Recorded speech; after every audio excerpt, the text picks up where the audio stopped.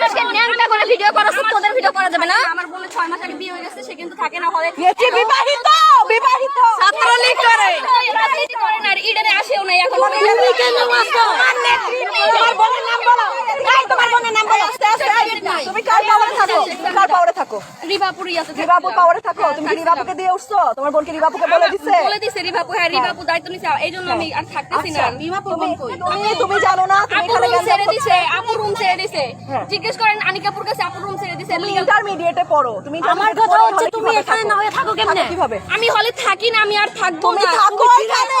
তুমি থেকে আমাদের মেয়েদের সাথে খারাপ বিহেভ করো তুমি। আসছো কেন তুমি? হ্যাঁ হ্যাঁ ও কন্টিনিউ আসছে। হাত তুলে হয় নাই। জাস্ট ফোন না। লোক বলো, লোক বলো। লাগ বলো।